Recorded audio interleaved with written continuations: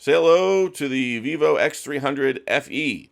It's not a Pro, it's not an Ultra, but it's fantastic. I think FE stands for Fantastic Edition. So it's cheaper than the Ultra and the Pro. It doesn't have as many bells and whistles, but it still has a lot of really nice stuff. So 6.31 inch screen, 120 hertz refresh rate, 5,000 nits brightness, 6,500 milliamp battery. Yes, 6,500 in this smaller frame phone. 90-watt charging, 40-watt wireless charging. Is going to get 7 years of support, 5 years of operating system updates, 7 years of security patches, and it even works with 5G here in the US. And it takes some great photos. It's got 350 megapixel cameras on it, and then an 8 for the ultra wide. Like, you can't be perfect, but it is one of those things where I think it has good complementary cameras. It's beautiful. It's a premium flagship looking phone with a lot of things going on for it. So if that sounds good to you, let's go ahead and check out the rest of the video. Let's dive in and take a look at it. Here we have the Vivo X300 FE. Now, just came out today, global edition, and there's some pretty sweet stuff going on here. My Ultra will be here eventually. It's somehow held up in customs, but say hello to this guy. Now, I set it up. I got it yesterday. I've been using it for about a day, and it's a really unique looking phone. It's got this neat little kind of ocean wave pattern on here. It comes in a couple different colors. This is the Moonlight White. It also comes in cool purple and graphite black, which I wish I had the purple, but beggars can't be choosers. So, solid looking phone. I love the design. I really like the way this camera layout is here on the back. So you've got the Zeiss camera system, which is neat. You've got a 50 megapixel primary, 50 megapixel telephoto, and then an 8 megapixel ultra wide. So you're covered there in the camera department. And what's nice about the telephoto is a periscope telephoto, phase detection, autofocus, optical image stabilization, 3x zoom. And it shoots 4K video, and you also have a 50 megapixel selfie camera on the front as well, and it has a built-in screen protector, but it picks up dust and everything like crazy. But the design I like a lot. You can see minimal bezels here on the screen. I believe it's like a 6.31 inch screen, so right at 6.3 inches, and it's just under Quad HD plus. So effectively, it's like a 2K resolution, but on a screen the size, and it's absolutely beautiful. Like, it looks really nice. And then the ultra wide on the back is 8 megapixel. So you're covered there. And then you can see you've got the USB-C for the charging on the bottom. It has a SIM tray, which is super nice, but it also has eSIM, stereo speakers, and then it's powered by the Snapdragon 8 Gen 5. So this one is not the 8 Elite Generation 5, it's just the 8 Gen 5. It's a 3 nanometer chipset, but still tons and tons of power. Like, you're not going to be you're not going to be hurting for power on this thing. It does a really good job, and it's running the latest and greatest Android 16. What's neat though is it actually has 5 years of operating system updates, and then it has 7 years of security patches, which I think is a good balance. Especially, this is the FE edition. It's not the Ultra. It's not the Pro, and of course, you got a fingerprint scanner, you got facial recognition as well, which is nice. It's got 12 gigabytes of RAM for both models. So there's only two models you can get it, a 256 or a 512. Both of them, they have 12 gigs of RAM. It's got UFS 4.1 storage, so that's also really nice. And it's running Origin OS, which is their version of Android. And I actually like it quite a bit. It's nice, it's smooth, it works well. And it doesn't have too much stuff installed on it. I did delete, I deleted all the stuff that was basically covering the second page that some people might call bloatware. But let's go ahead and dive in and take a look at some other stuff. So one interesting thing about this phone is it has a massive battery, 6,500 milliamp battery, 90-watt charging, 40-watt wireless charging. And let's see what all we get inside the box. So in this little compartment here, we have our charger, which is neat because it's actually a 90-watt charger. So it is international. This is not a US charger. So sadly, if you get one in the US, even though it's global, it is not a US charger. You can get a converter, or of course, use your own charger you have already. And then it has a USB Type A to Type C charging cable. That's also in the box. And then let's see what else we got in here. We have a nice color match silicone case, which is nice. You got the world's most useless documentation that absolutely nobody reads. And we got a SIM ejector tool. So you can use that as well. And actually, we'll go ahead and show this off real quick. I like to do this sometimes in videos when I think about it. We'll go ahead and pop the tray out. Just be careful. This is a speaker hole, our microphone. This one over here is for the SD card. So we'll pop that out. Ta-da! You got SIM 1, SIM 2. So you can use both sides. So you can actually have 2 physical SIM card slots. And that's nice. And then, of course, it has IP68, but it also has IP69. So you're covered if you drop it in the water up to 1.5 meters for half an hour. So you're covered there. And then it has the pressurized water resistance as well. So pressurized from up to 4 different angles, and also temperaturized water as well. So if it's like hot water or cold water, up to a certain degree. And then what's really nice about this screen, 5,000 nits brightness. Yes, 5,000 nits brightness, which is fantastic. Now it's going to be peak brightness on auto, outdoors, and all that stuff. But it is very, very bright. You can even see here inside. It looks really nice. 120 hertz refresh rate, which is a given on most flagships and normal phones these days.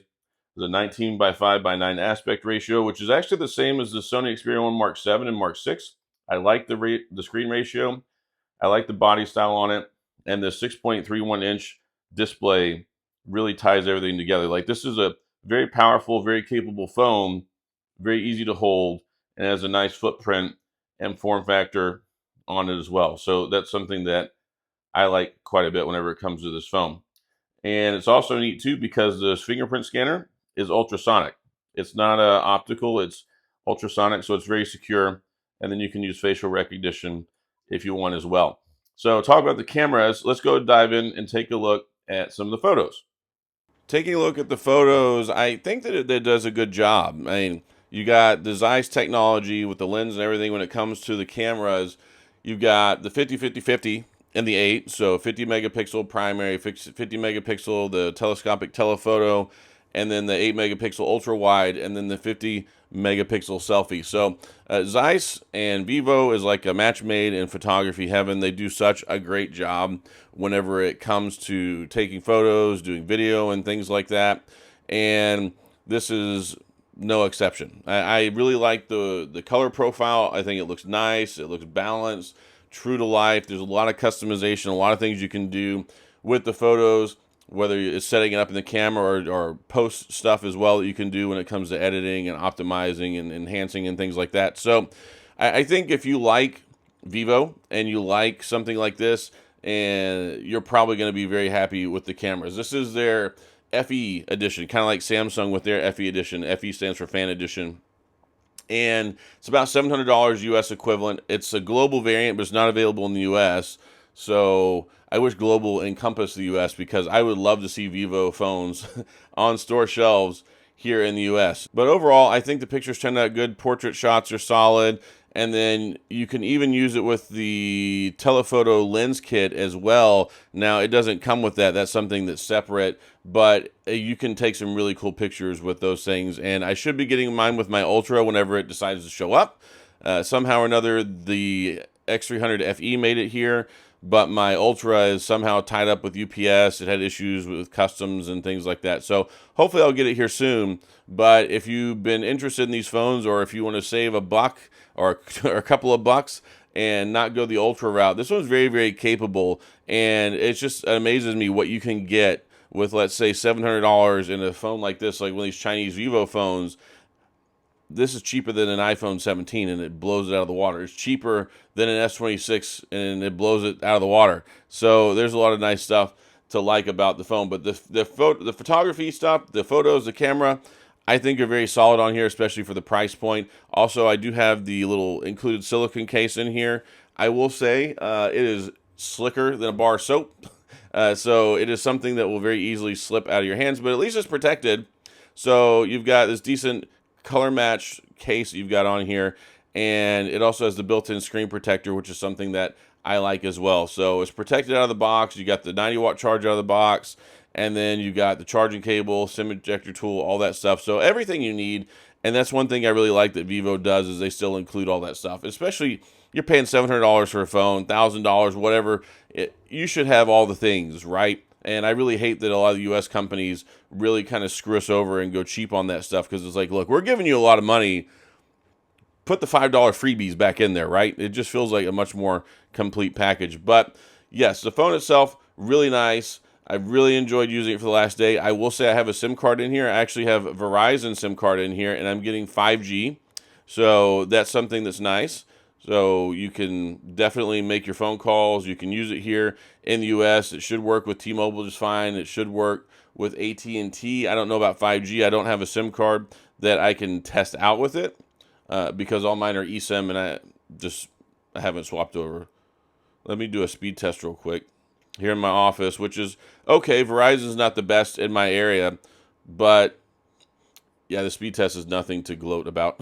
But it works on 5G, works here, and that's one of the biggest things, because a lot of the barriers when it comes to these phones, people are like, okay, I'm willing to try one of these, but how does it work, right? So you can use it, and I'm sure T-Mobile would be a lot better. But I love the cameras. I love the size. And if you've seen my other videos, you know I'm a big fan of the powerful, smaller phones. This is not quite full flagship level, but here's the thing. As we're in 2026, this is the fan edition, the more budget kind of flagship phone, but it's still got a Snapdragon 8 Gen 5 in it. I mean, that's not the Elite, but the 8.5 is still incredibly powerful. It's just ridiculous how much power is in these phones nowadays. And then 256 to start off with. There's a 512 option as well. And then 12 gigs of RAM. I think you're going to be totally fine in that regard. IP68, IP69, 6,500 watt battery, which is just insane. Like, you're going to get crazy good battery life on this. And then the 5,000 nits brightness as well. It's just got everything. And it doesn't weigh that much either. It's 191 grams. And the overall size of the phone, I think, is kind of ideal. Now, I wish it were 6.5 is like my happy spot with phones, but the 6.3s, especially with such minimal bezels nowadays, it's kind of a no-brainer. Like, it's really not that big of a deal. This makes for a really nice size phone. Like, the 6.3 now is kind of like the old 6.5. It's got a great aspect ratio on the screen. It's very complimentary. This is going to be good for pretty much whatever you want to do with it. You can do high-level gaming with it. You can do great photography with it. You get great battery with it.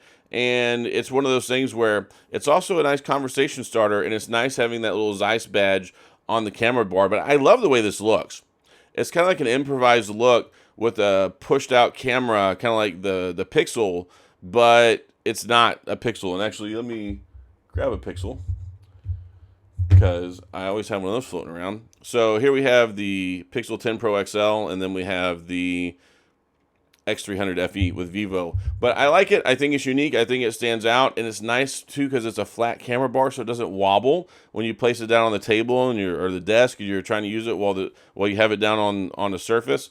So that's cool too. But overall, I like it. It's even got an IR blaster on the top, which is going to make some people happy. It has NFC, so you can do your wireless contactless payment stuff, and solid speakers, great microphones. I mean, it's got everything that you could want. I mean, when we talk about having these phones that, even though it's not a $1,400, $1,200 flagship, they're doing some immensely incredible stuff with it, and I really like the Vivo phones, and this one is solid. So this just has me even more excited about my X300 Ultra. Whenever it gets here, I cannot wait to test it out. I'm going to get I'll have the photography lens kit as well. So it'll be really nice. Maybe do a little bit of a contrast between the both of these, but yep, this one is it's a winner.